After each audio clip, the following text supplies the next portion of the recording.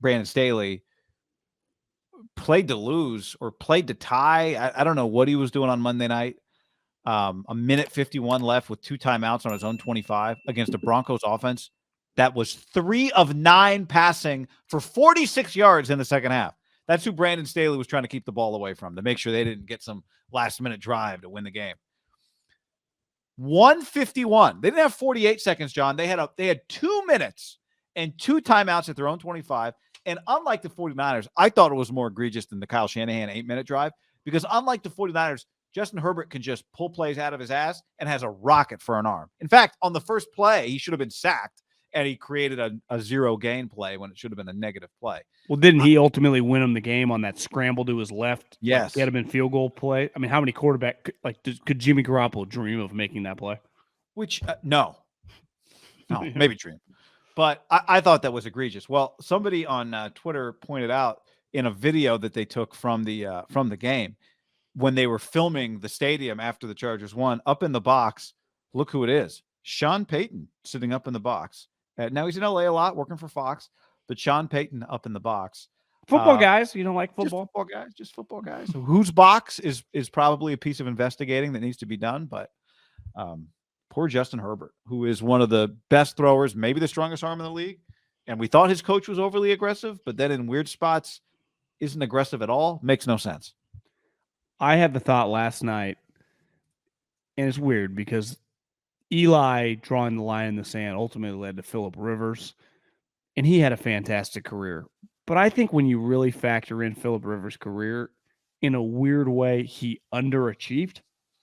Like, I think for a large percentage of his career, if you put him in the right place, his teams are much better. Like, did he directly get impacted by shittier coaches? When you think about it, like, it crossed my mind, do you think those are 2 of the lowest paid coaches in the NFL? Hackett and Brandon Staley? Yeah. Probably, right? And Anthony Lynn obviously was, and Mike McCoy surely was as well. So it's like when Hackett could be the lowest paid coach in the league, right? Probably. Yeah. I'm factoring in his resume, his leverage. No one else was going to hire him. That, like, when Eli drew the line in the sand and I'm not playing for you, that was pretty nuts, but it turned out to be the right decision. And ultimately, Phillip Rivers, who in a vacuum is a better player than Eli, so I think could overcome. And it's the weird thing is the Chargers, for being kind of this like disaster of an organization, always do have good players. Like even last night, like missing a bunch of injuries. Think how many stud players they still had out there. Mike Williams, Derwin James, Khalil Mack. Eckler is one of the better undrafted free agents in the NFL. I mean, he's been in the NFL a while now, but he's like a legitimate player, right? Even I think Telesco does a pretty good job. Gerald Everett, the dude from the Rams, just like that guy's just a solid NFL player. And they just, it's always something. And to me, it's the owner that bleeds into the coach because they always have a cheap coach. From Mike Riley to Marty Schottenheimer, and Marty had been Marty was a real NFL head coach. Norv Turner, who actually won double-digit games twice. Mike McCoy, Anthony Lynn. This is not a list of guys that get another job, right, after this particular job. So, yeah, I think it's partly that. I think it's the chances that they fire Brandon Staley at the end of this year and hire Sean Payton, I would say, would be pretty long. Well, what's different between head coaches and players? Like head coaches, there's no salary cap. You can't tell a player, this is as much as we can pay you. You're not working with the same, credit card on coaches that you are with players. With coaches, you have to step up and pay coaches. Franchises who have money can pay more money to coaches, than franchises who don't. Do you give Tepper any credit for just like pulling, like, this is not working, we got to go a separate way, I'll just buy you out now and we'll just figure it out later? Yes, because it wasn't working. Because it's not like this was year 2, 4 games in a Matt Rule. Like, it was clear to everybody this was not working. So he wasn't even that trigger happy. Year 2.5 of 7.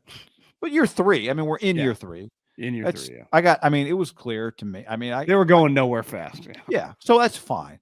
Now Tepper might turn out to be a meddler in the end. We'll see. But, being a non-meddler who's cheap isn't necessarily better if you don't have the money for your franchise to succeed. And now they're in LA. They're playing in the Rams Stadium. so they get to, hang out at the penthouse and act like they're paying rent, but they're not. They didn't build it. Well, it backfired ultimately because when the investigated the Redskins football team commanders, it led to John Gruden's transgressions. But Mark Davis deserved credit for being willing to take a huge swing. Now, you could argue why he was so infatuated with the individual, whatever, but his mindset was to get the star coach. 100%. And that is the one thing that I think every person universally that follows this stuff, especially us on the West Coast that know a lot about the Spanos family, think like that's never going to happen. Where the move would clearly be to get rid of this skinny looking fucking punk in Brandon Staley and hire the guy at the game.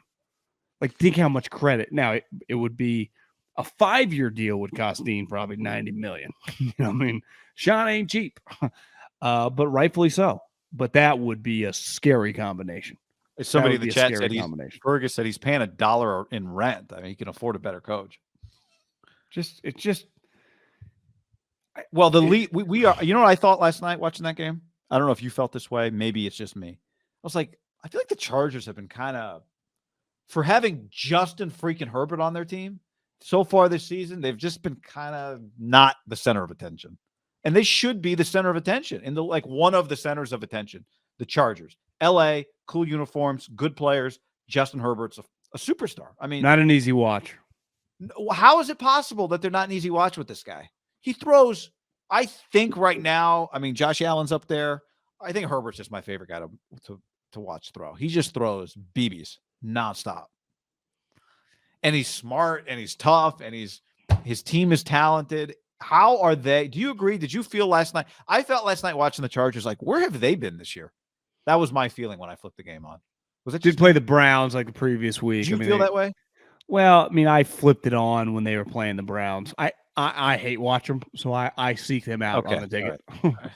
I think they had back-to-back weeks where they were on like the 10 a.m. kickoff on the East Coast. It was part of it. I think you run into them more when they get into that stretch of just playing some of the divisional games and they're on the other window, right? It's like they're playing the Raiders, they're playing the Chiefs.